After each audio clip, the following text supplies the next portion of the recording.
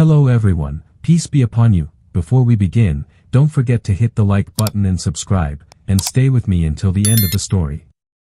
Also, leave a comment telling me which city and country you're watching from. I'd love to see how far my story has reached. For those of you who have already subscribed, I sincerely wish you good health, ease in all your affairs, abundant blessings, and may all your hopes and dreams come true. Amen. Now, let's begin the story. Lauren checked the instruments one last time and felt that same steady calm she'd always had before a mission. The morning at Nellis was clear, dry air stretching over the tarmac like a promise. Her crew moved around the jet with practiced motions, Mark talking quietly into his headset, Olivia double-checking panels, Jake scanning a tablet, small routines that kept the whole machine honest. Colonel Aldridge gave a curt nod from the control tower, the kind of silent permission only decades of service can give. There was no ceremony, no fuss. Just work, and the weight of the task the squadron had been handed. They briefed in low voices. Recon over Red Valley Recon Zone, a run to gather data on suspicious movements, eyes in the sky where ground teams had limited reach. Not glamorous. Not headline-making. Essential. Lauren ran through the checklist with the same precision she always did. She trusted the training, and the training trusted her. She trusted her crew with the same quiet confidence. She had earned that trust with years in the cockpit, with decisions made in seconds that carried the kind of consequence most people never had to face. Back home, Margaret and Thomas sat at breakfast like any other day, but their faces carried the extra pause of people used to being worried. They had learned to live with tension as a constant undercurrent. Lauren's choices had always meant risk, and they had learned to fold that risk into daily life.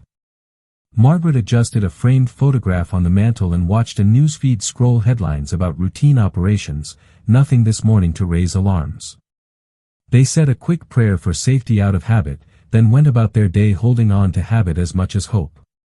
At Nellis, the younger pilots watched Lauren move through pre-flight like she was part of the plane, hands sure, voice steady. She joked with Mark about the coffee in the mess hall and told Jake to keep his eyes on the radar. It was small talk on top of a bigger job, but it mattered. It kept the cabin human. Colonel Aldridge ran through contingencies once more: communication blackout, unexpected surface-to-air activity, emergency extraction points. He spoke in measured tones that implied trust in Lauren's judgment. The squad cared because the squad survived when its people were precise and predictable. That precision, it turned out, would be tested. The mission plan was clear, but the world had a way of making plans look fragile. Lauren strapped in, felt the harness cut against her shoulders, and listened to the hum of engines warming. Those sounds were familiar, comforting even, and the cockpit light glowed with the quiet authority of instruments waiting to be obeyed. She looked at the faces around her, young, sharp, a little nervous. She offered a short grin, nothing staged, just honest. "We bring it back clean," she said. No bravado. A simple line to settle nerves. The jet rolled and lifted with an ease that always felt like a small defiance of gravity and risk. Below them Nellis receded, the base shrinking in a wash of concrete and activity. Above, open sky. The first hour passed as it always did, steady, attentive, precise. Lauren ran her checks, relayed updates, listened to the static and clarity of the world on her radios. She felt the familiar focus settle into her bones. It was work, yes, but it was also the life she had chosen, a life of measured danger and exact responses. None of them knew then that a single moment, not a bad call or a technical failure at first glance, would turn that routine into the kind of emergency that tests everything a person is made of. None of them, least of all Lauren, could imagine how far the cost of that mission might reach or how much would change in the years to come. For now, the sun broke higher, instruments hummed, and a squad of trained people moved toward a sky that would demand the very best of them. For the first hour, everything behaved the way it was supposed to: instruments steady, radio chatter routine, the desert below unwinding in a flat, indifferent pattern. Then a blink of something off in Lauren's periphery, a soft static that didn't match the usual hiss, a tiny delay in a feed, a radar return that seemed to flicker and reappear a degree off from where it should be. She named it out loud before she could talk herself out of it. "Mark, you seeing that?" He glanced up from his panel, jaw tightening. "Yeah. Little glitch on the north arc. Could be weather." But the sky was clear. The feeds were clean everywhere else. Her gut didn't care for excuses. They nudged their course toward the recon corridor, eyes hunting for anything that didn't belong. Olivia called systems twice, 3 times, fingers dancing over the maintenance tablet like she was coaxing the plane into honesty.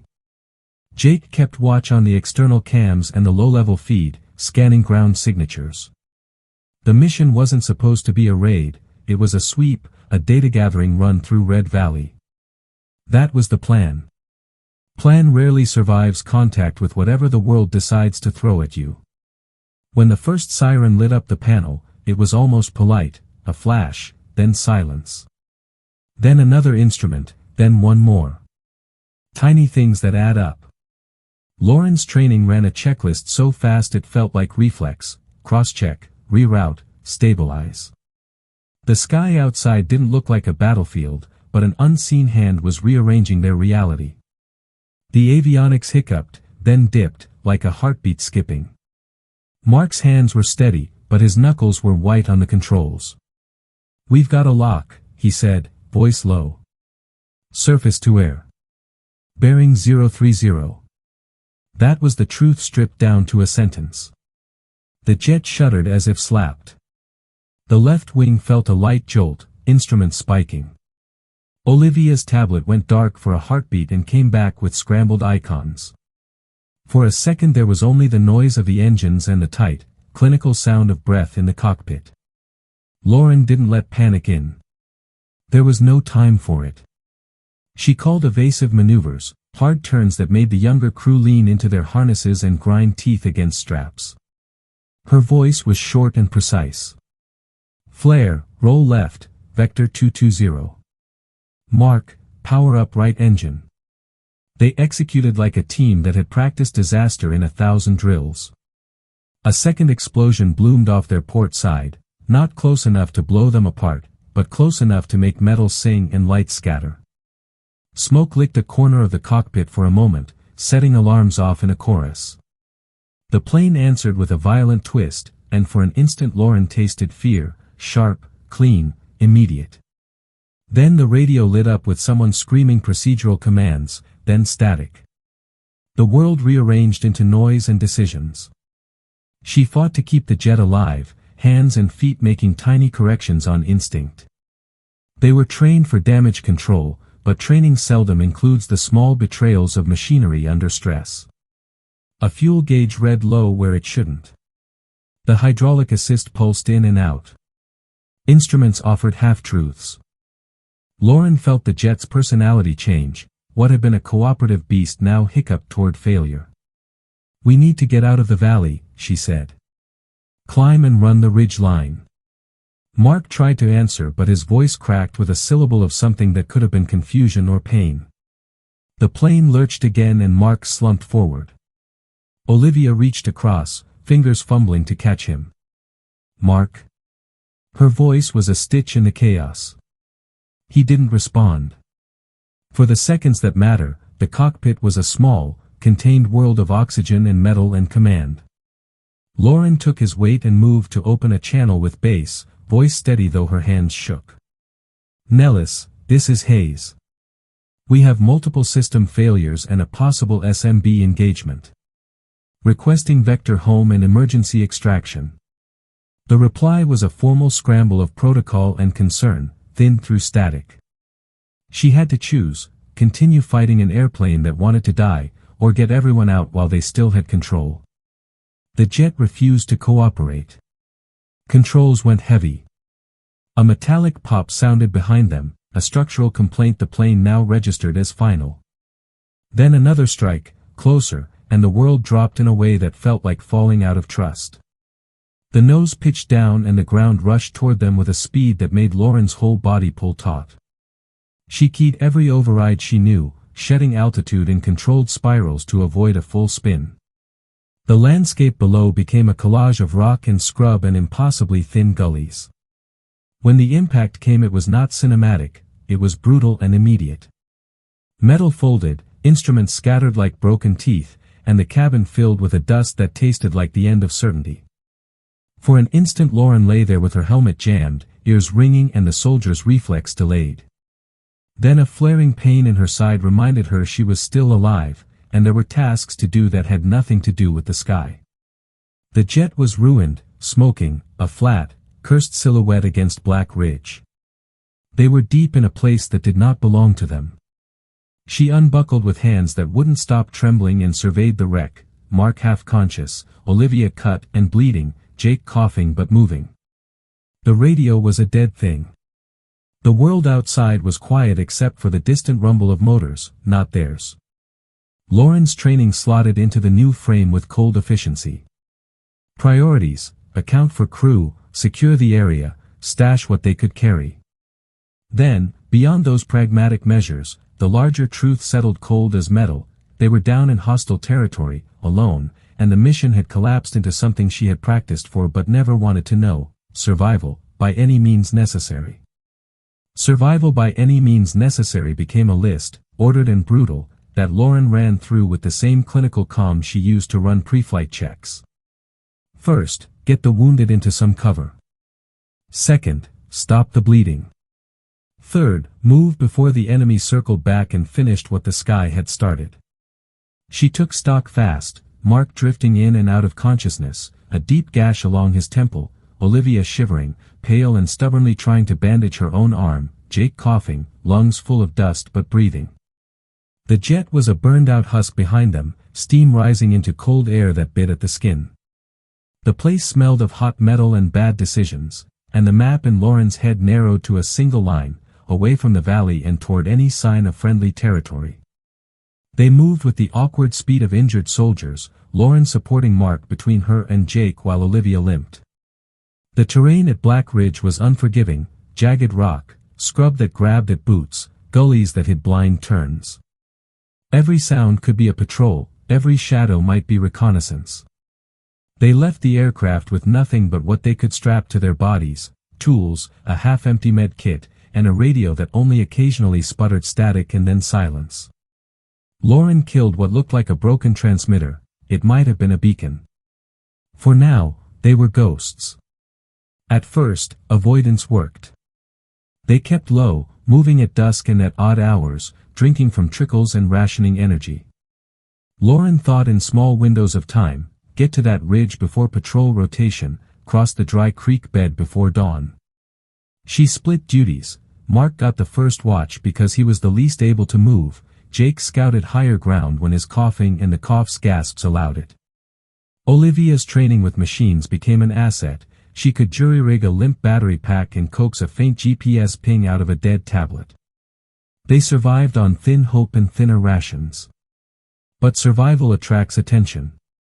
The first trace of it was a footprint in dust not made by their boots, small, deliberate, an indicator that they weren't alone for long. Then came the distant hum of a vehicle and the metallic clink of a patrol moving too precisely to be coincidence. Lauren changed course, pulling them into a thicket where the wind could whisper but not carry their scent. It was camouflage and mathematics: stay hidden, move when they didn't expect it, trust that the desert would favor the patient. She kept thinking about contingencies the way she'd been taught: escape routes, diversion points, means to signal without broadcasting location. Her mind stayed busy, because idle mind equals fear, and fear everyone could smell. The first real choice that broke the pattern was thrown by Mark. He'd been quiet for hours, face gray in the half-light. "I can't," he said, voice like gravel. "I won't slow you." There was no macho bravado in it, just the tired bearings of a young man who'd held his life in his hands all morning and wanted it back. Lauren couldn't argue with the truth. They split. Mark insisted he could create a diversion, drawing patrols one way while the others moved toward a shallow canyon Lauren had eyed as a route out. She knew the odds: splitting made them weaker, but the alternative was to walk together until no one could move. They pushed on with a brittle hope, and Mark's absence left a hollow that was both strategic and moral. The plan was simple: survive long enough for a rescue or a chance to break through to a road. But plans are brittle, and the world is patient. A day later, as they crested a low rise, men in uniforms appeared where the map said there should be none. Machines hummed, voices barked. Something in the way their formation moved told Lauren the unit was used to finding things that were supposed to be hidden. She motioned for silence and then for speed. Olivia stumbled, and the men saw them. There was no cinematic chase, just a quick, efficient collapse of space around them, hands on shoulders and weapons up, and the world shrinking to the length of a rifle. Lauren moved to shield the others by instinct, but hands grabbed her too, hard and skilled. They were blindfolded and bound before she could finish a thought. Cold metal bit her wrists, and the sun was a bright accusation above them. The men spoke a language Lauren didn't fully catch, commands clipped like stones. They were outnumbered, outgunned, and suddenly anonymous. What followed was not interrogation in movies, it was the quiet, calculated stripping of agency. They were separated, promises of food and water that tasted like salt and control. Mark, Lauren later learned, had been taken elsewhere, and the choice he'd made to delay meant nothing to the people who needed prisoners more than they needed an enemy's mercy. Olivia held her head high for a while and then went silent, eyes sliding inward to a place Lauren couldn't reach. Jake tried to bargain with small talk and humor that evaporated when a boot connected to a side of a tent. Lauren met questions designed to find not only information but weakness. They pulled at memories the way one might try to unpick a tight seam, patient and methodical. She answered nothing, rehearsing a code of silence she'd kept since training. In the dark, with a blanket that smelled like diesel, her mind became a cockpit, emergency checklists, mental rehearsals of every escape scenario she'd ever run. Days blurred. The captors rotated, voices changed, but the frame of the room stayed the same. Food arrived in trays as a control tactic more than nourishment, sometimes it wasn't there at all. Physical wounds healed with improvised care, but the slow erosion was mental. Sleep came in fits. Hope was compressed to the size of a single fact: as long as she remembered who she was, she could wait. She bided time, listening for pattern, for the tiny slip that would let her move. She memorized guard rotations, the cadence of footfalls, the soft click when a lock failed to seat. The prison was a system, and any system has weak seams. Yet even as she mapped them, she learned another truth about captivity: it isolates more than the body. Her name outside had become a file, a plaque, a rumor that could calcify into myth. Inside, she was a person with scars and hunger. The longer she waited, the more the edges of identity frayed, language and memory would be the easiest casualties. She fought to keep both. Every small act, counting breaths, rehearsing radio procedures, humming a song from home, was a tether. When the opportunity finally came, it would not be because of bravado or a movie-style last-minute break. It would be because she had turned captivity into study, patterns learned, tools observed, patience trained. For now, the conflict sharpened into daily endurance, a slow chess match where every move mattered. The stakes were no longer mission success or failure, they were life, dignity, and the possibility of returning to a world that believed she was gone. Months of watching finally narrowed into a single, thin window, a guard rotation that left one corridor lightly manned, a delivery schedule that pulled personnel away during the late heat, a moment when the sun flattened shadows and the compound's attention thinned. Lauren had rehearsed the move in her head until the motions felt automatic: lift the latch, slip the bindings, move like someone who had not been allowed to move for years and suddenly could not stop. When the moment arrived, she did not hesitate. She took the risk that every trained operator learns to measure: timing over force. The blindfold was already off when the guard shuffled by with a steaming tray of food. His attention was on the sun and his cigarette. Lauren twisted the cuffs using a bone memory of knots and leverage. Her wrists burned with the small, precise pain of effort, but the metal gave way. She slipped from the makeshift cell and into the corridor's stale air, heart slamming as if it wanted out before she did. The plan depended on speed and silence and the one small lie they'd used for months, that prisoners moved slow, that they were broken. She moved fast.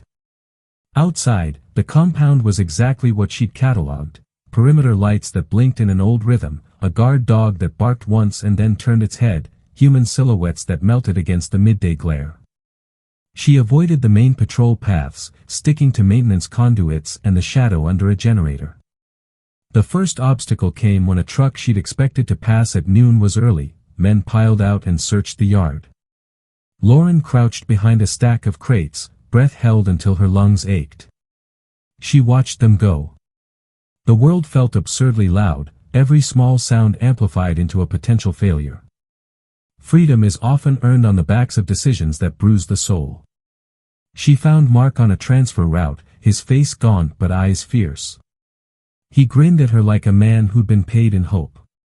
He had managed to wedge a small blade into his boot during transit and used it to cut loose when a distraction, a staged scuffle by Jake, who'd feigned collapse in the mess, gave him a second. They moved together but not in a neat line, people bunched, then spread, a ragged flow of wounded and weary bodies making toward a ridge line Lauren had picked out as the first leg of the escape. Olivia limped, carrying a plastic water bottle with both hands like a talisman.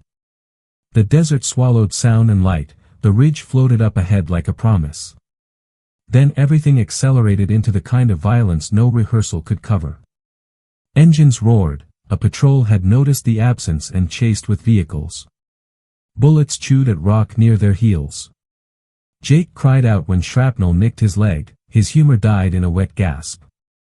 Lauren pushed forward, dragging him through a chute of rock where the world narrowed into the shape of survival. A radio pealed out a call she recognized in cadence even without words: organized, coordinated, closing fast.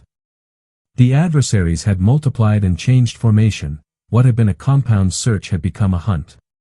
At a narrow saddle between cliffs they encountered the choice that defines the moment: wedge together and fight, or split and hope at least some would get through. Mark looked to Lauren with tired eyes and left the decision to her. She thought of the crew, the long years she had not been allowed to make small choices, and chose sacrifice with math and clarity. "Olivia, Jake, you follow the low pass," she said, voice tough as gravel. "Mark and I will draw them off. Go now." There was no room for argument. They moved like a ragged formation into the jaws of the hunt. What followed was a blur of smoke, the sting of sand in the eyes, and 1,000 small commands that fell from Lauren's mouth almost mechanically as she ran interference.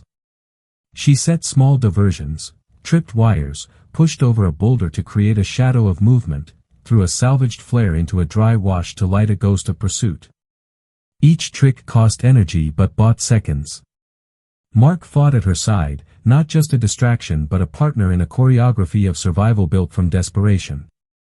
They bought time, and time is currency in a chase. Then came the moment that would live forever in the bone. A rotor appeared on the horizon, black against sky, and with it the cold fact that whatever fractured the world's edges could call in reinforcements. The sound of it made their blood shift. Lauren realized they had not outrun everything. The net tightened. She drove them harder, found a narrow cleft and dove into it, scraping skin and spirit. Bullets stitched the rock above them, and for an instant she feared they would be pinned, crushed by the geometry of the land. But the plan had one final, ugly choice left: run straight to a road where friendly checkpoints sometimes passed, or head deeper into country and try to melt into villages where identification would be harder but help uncertain. Lauren looked at the faces around her, young, broken, stubborn. She chose the road. It was the most exposed choice, but it offered a single brutal certainty: if they could make it to a passing checkpoint, they might be counted as living rather than as trophies. They staggered onto the road as the sun bowed low, and a convoy of armored trucks rounded the bend, not friendly, but not the enemy either, mercenaries contracted for patrol work, engines heavy with caution. For a heartbeat she feared the worst. Then Mark collapsed to his knees and waved a white cloth torn from his shirt. That human motion, raw and desperate, did the thing professional training hardly predicts: it made strangers pause. A man in a faded uniform pulled up, eyes hard and curious, and shouted something in a language that Lauren only half understood. She stepped forward, hands raised and empty, and in a voice stripped of bravado used the one coin she had left, truth. American. Need help. The words fell like a dare. Silence stretched. Then, as if the world had been waiting on a balance, the man barked orders, and they were taken, not gently, but with a practical speed that was stranger than mercy. Medical kits were produced, radios checked, a call was sent. Lauren watched them work with a tired, skeptical relief. She had not known if she would live through the moment, she had not known if the world would still have room for her. As lights blinked and men moved, as hands probed wounds and gave water, she realized the hard truth of freedom: it costs everything to reach the doorway, and only then does the long work of coming home begin, but it does not end the fight, it only trades one battleground for another. The first hours after they were intercepted by the convoy were a blur of basic triage and blunt questions. The men who found them were rough, practical, driven by contracts and terrain rather than ideology, but their medics had steady hands. Mark's wound was wrapped, Jake got a field dressing and a morphine shot that quieted the worst of the pain, and Olivia's limp was stabilized enough so she could walk without collapsing. Lauren watched them with a hollow kind of gratitude that tasted like exhaustion. Being rescued had lifted the immediate threat, but it also threw them into a new series of vulnerabilities, questions from strangers, fingerprints on a world that had moved on, and the slow, bureaucratic machine that treats miracles as paperwork. They were moved to a local checkpoint for processing, then to a regional field hospital where language barriers were bridged by the universal urgency of bleeding and broken bones. Dr. Evelyn Carter arrived as one of the first faces from home that Lauren could actually place without having to search memory files. She had the calm competence of someone who had worked on trauma for years. Her presence was a rope. Lauren let herself be assessed and catalogued, allowed the doctors to probe wounds and test reflexes, to pull out a piece of metal that had lodged in her shoulder during the crash.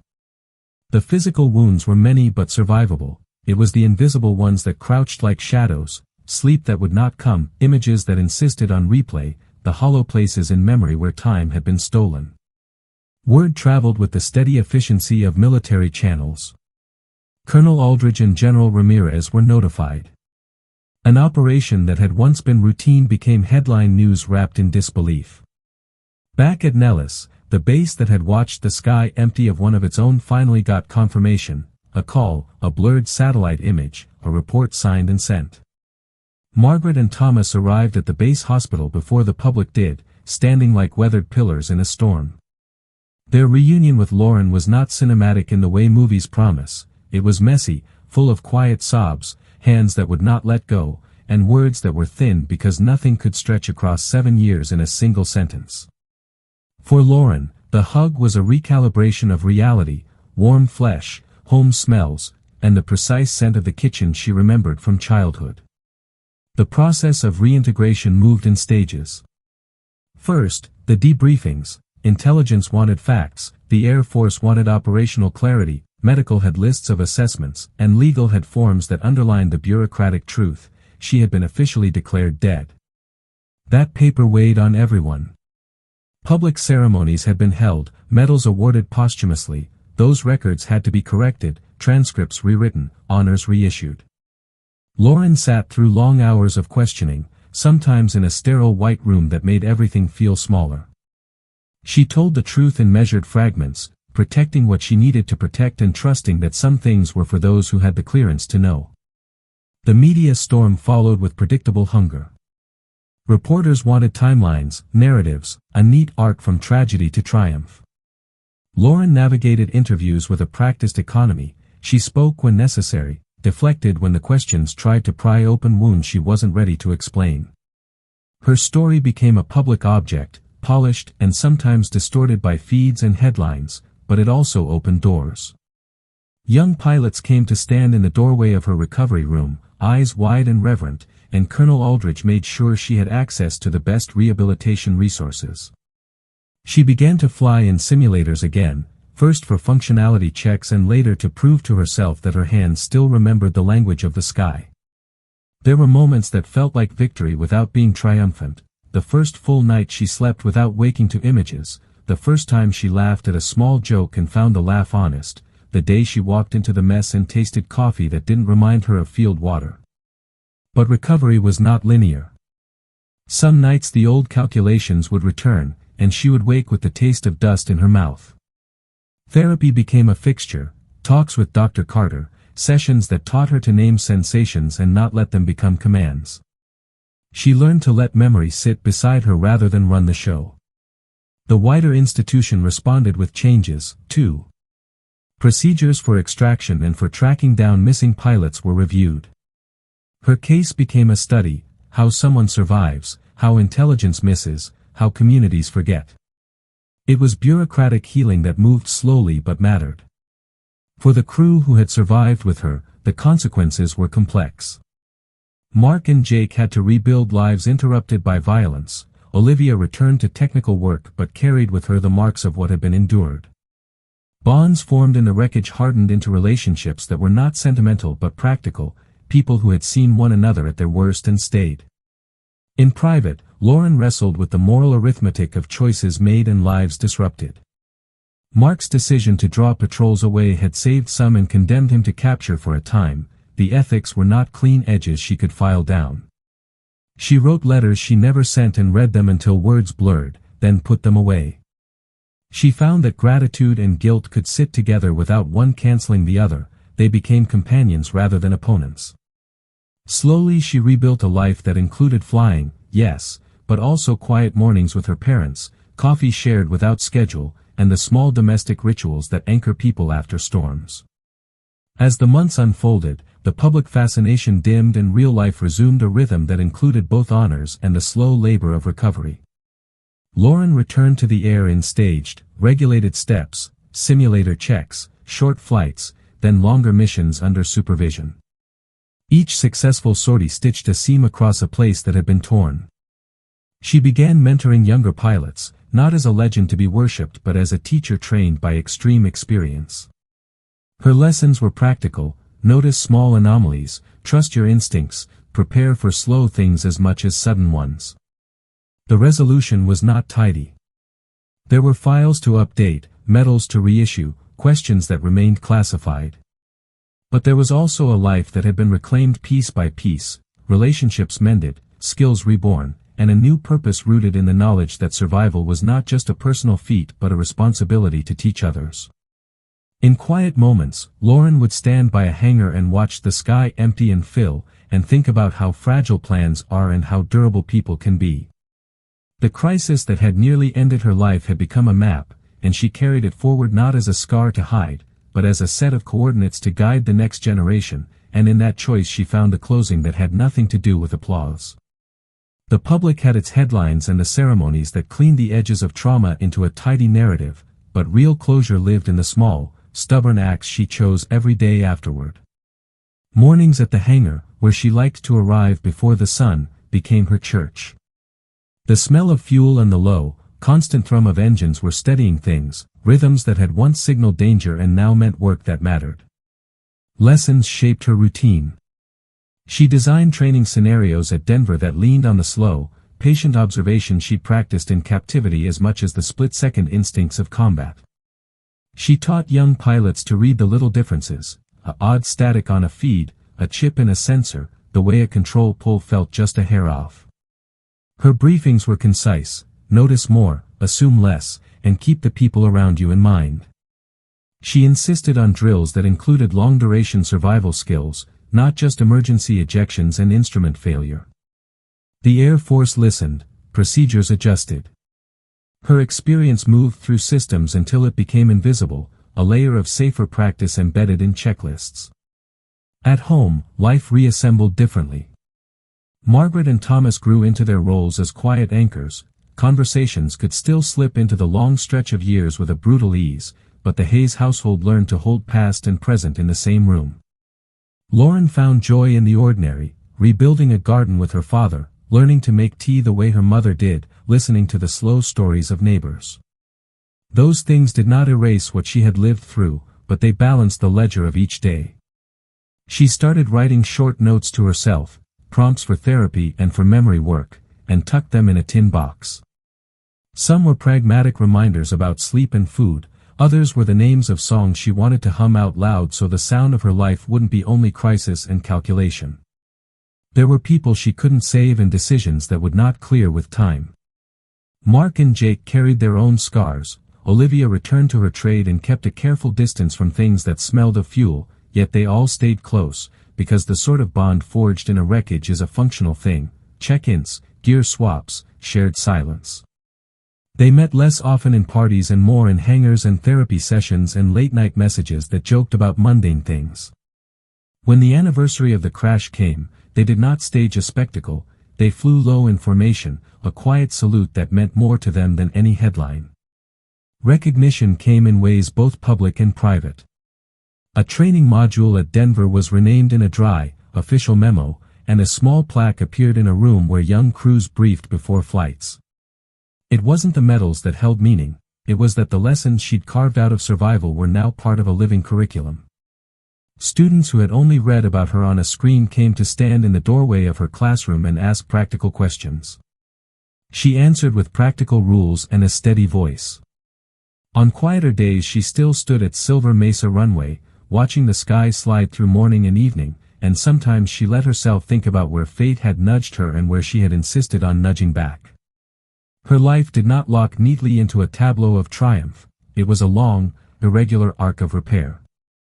She learned to accept the nights that came with a flash of old fear and the mornings that dawned ordinary and safe.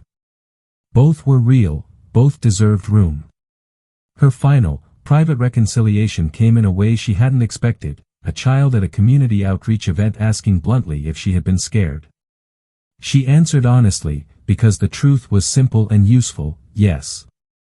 And then she added what she had come to believe with stubborn clarity: scared people who keep moving forward teach courage in a way speeches cannot.